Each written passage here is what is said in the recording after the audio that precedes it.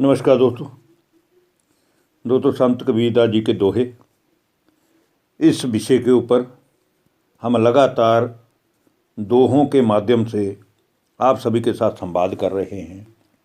ज्ञान का सार यूट्यूब चैनल पर हमारी चर्चाएं हो रही हैं और कुछ न कुछ इन दोहों से इनके भावार्थ समझ करके हम अपने जीवन में भी परिवर्तन लाने का प्रयास कर रहे हैं। तो आइए आज की भी इस वीडियो के जो 5 दोहे हैं, ज्ञानवर्धक दोहे हैं, मन की अवस्था के ऊपर ये दोहे हैं, तो उसी के ऊपर हम चर्चा करेंगे। आइए आज की इस वीडियो का जो प्रथम दोहा है उसके ऊपर हम चर्चा करें। संत कबीरदास जी कहते हैं, मन गोरख मन गोविंद मन ही अवघड़ सोए। मन गोरख मन गोविंद मन ही अवघड़ सोए। जो मन राखै जतन करी आपे करता होए। अर्थात जो योगी की अवस्था है वो भी मन की अवस्था के अनुरूप ही है। गोरखनाथ जो भगवान की भक्ति में तल्लीन एक संत हुए हैं, एक नाथ हुए हैं, जिनको बहुत सारे लोग याद करते हैं, उनके जैसा बनने का प्रयत्न करते हैं, तो मन हमारा जो है वो योगी गोरखनाथ जैसा है और मन के द्वारा ही हम भगवान को याद कर सकते हैं। लेकिन ये मन ऐसा एक घोड़ा है जो भागता ही रहता है। अर्थात मन को एकाग्र करके कठिन साधना करने से ही गोरखनाथ जैसे महान योगी संत योगी हुए और मन की शक्ति को पहचान करके ही मनुष्य देवी देवताओं जैसी पदवी को प्राप्त हुए। और भगवान की तरह पूजा भी आज मनुष्य इसीलिए करता है उनकी देवी देवताओं की, क्योंकि उन्होंने भी अपने मन द्वारा उस परम पिता परमात्मा को पहचान करके उसको याद किया। और मन को वश में करके जो भी प्राणी साधना करता है, तपस्या करता है, मन से उसको याद करता है, स्वयं का अध्ययन करता है, स्वाध्याय करता है, आध्यात्मिकता के पथ पर चलता है, वह स्वयं ही स्वयं का स्वामी बन जाता है। अर्थात अपनी कर्मेंद्रियों का कंट्रोलर बन जाता है, उसका मन उसके वश में हो जाता है। अब आज की वीडियो का दूसरा दोहा, जिसमें संत कबीरदास जी कह रहे हैं, कबीर माया बेसवा दोनों की एक जात।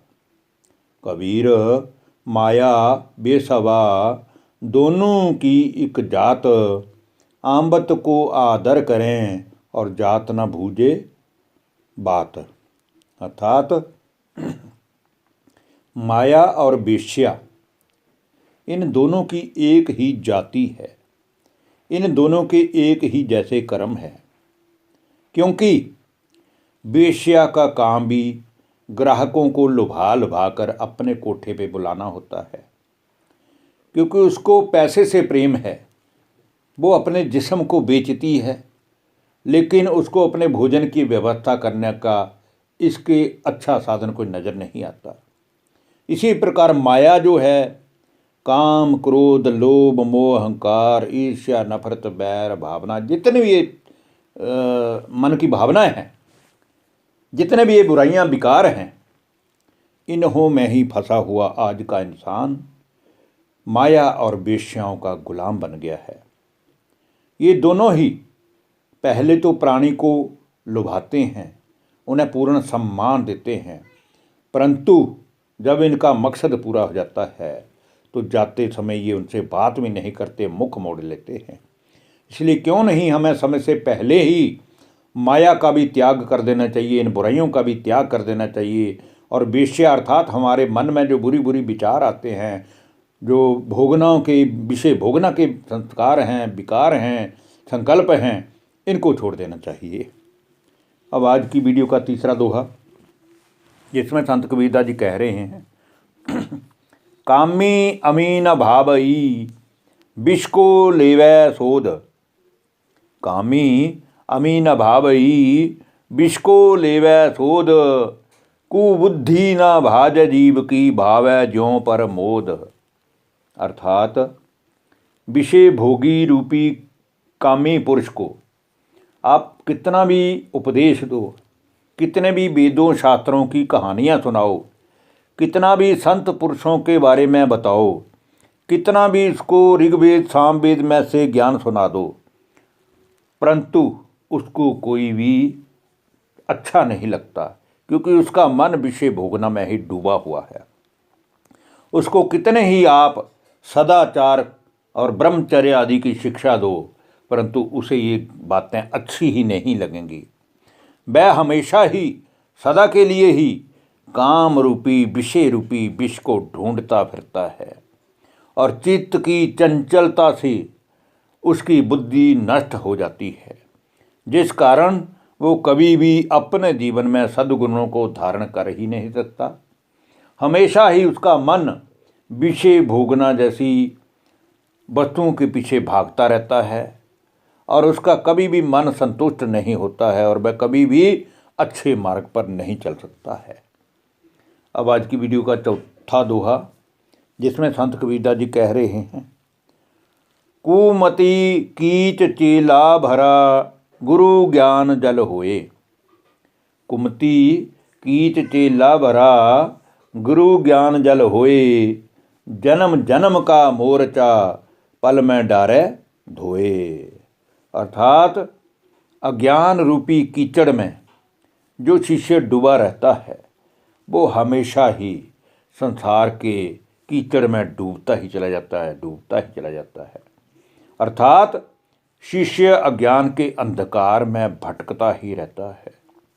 जब तक हमें उस भगवान से मिलने का कोई रास्ता ना बता दे, जब तक हमारा मन उस भगवान को पहचान कर उससे अपने मन को ना जोड़ ले, जब तक हमें कोई सत्य के मार्ग पर चलने की वास्तविक राह ना दिखा दे, तब तक हमारा ये मन जो है वो की संसारिक रूपी कीचड़ में डूबा ही रहता है।